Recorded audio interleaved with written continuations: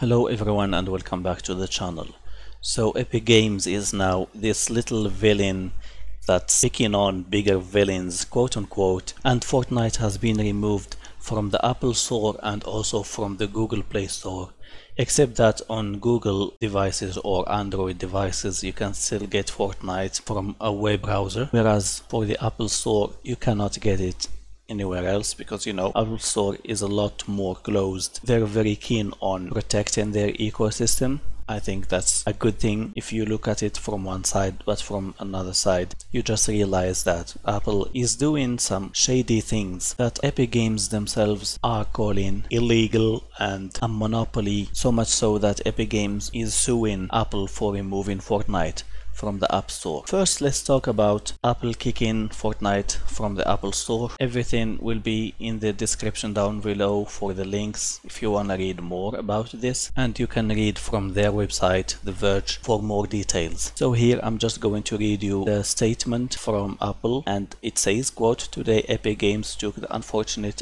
step of violating the App Store guidelines that are applied equally to every developer and designed to keep the store safe for our users." So just for the record, Apple is getting 30% off any purchase that people make on the Apple Store. As a result, their Fortnite app has been removed from the store. Epic enabled a feature in its app which was not reviewed or approved by Apple, as they did so with the express intent of violating the Apple Store guidelines regarding in-app payments that apply to every developer who sells digital goods or services, and this applies also to in-app purchases. And actually Fortnite or Epic Games did a trick to try to circumvent the 30% cut, and that's what led Apple to banning Fortnite from their store, and I'll talk about it in a bit. Epic has had apps on the App Store for a decade and have benefited from the app ecosystem, including its tools, testing and distribution that Apple provides all developers. Epic agreed to the App Store terms and guidelines freely, and we are glad they have built such a successful business on the App Store. The fact that their business interests now lead them to push for a special arrangement does not change the fact that these guidelines create a level playing field for all developers and make the store safe for all users. We will make every effort to work with Epic to resolve these violations so they can return Fortnite to the App Store, which more translates like, we want your game to be in our App Store because it's a very successful game and a lot of people play it and pay for skins and V-Bucks and whatnot, but at the same time we want our cut from this. And even Google made a statement when it removed Fortnite from the Google Store, and the statement reads, "The open Android ecosystem lets developers distribute apps through multiple app stores for game developers who choose to use the Play Store. We have consistent policies that are fair to developers and keep the store safe for users. While Fortnite remains available on Android, we can no longer make it available on Play because it violates our policies. However, we welcome the opportunity to continue our discussions with Epic and bring Fortnite back to Google Play." And actually, yeah, so it's a little bit easier to have Fortnite downloaded from the Play Store instead of downloading it from a web store. It creates a lot of hassle and whatnot, and because Android is this open source, Google cannot really ban Fortnite from web browsers because they don't have the right to do so. And what got these companies angry with Epic Games, these V-Bucks that you buy from the game, it's an in-app purchase, and of course you can buy it from the Apple Store. That's what all apps do. If you want to buy some in-app thing from the Apple Store, it has to go from the store itself and not from somewhere else.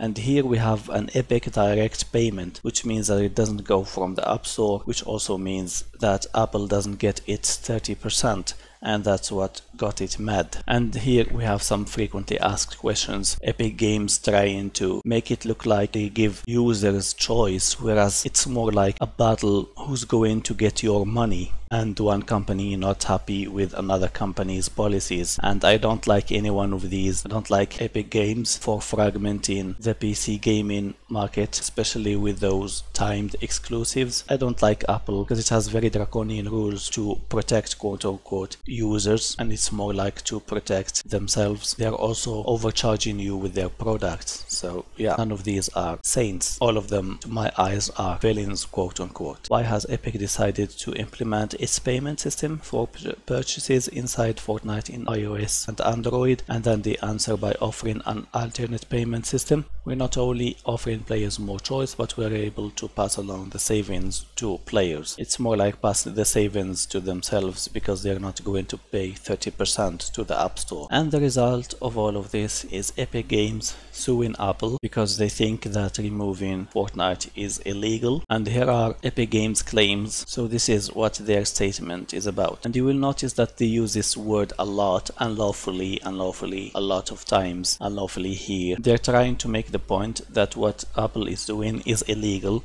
and that's why they're trying to sue them. And of course, with big companies like Epic Games and Apple Store, they must have some really good attorneys to make a case for themselves. So it's going to be an interesting battle, but I also think that it will take time because these things take years to resolve. And there is an appeal process. There are hundreds, if not thousands, of papers included in these kinds of trials. So it reads, quote, Apple unlawfully maintains its monopoly power in the iOS app distribution market through the anti-competitive acts described herein, including by imposing technical and contractual restrictions on iOS, which prevents the distribution of iOS apps through means other than the App Store and prevents developers from distributing competing app stores to iOS users. Apple unlawfully maintains its monopoly power in the iOS distribution market through its unlawful denial to Epic and other app distributors of an essential facility access to iOS, which prevents them from competing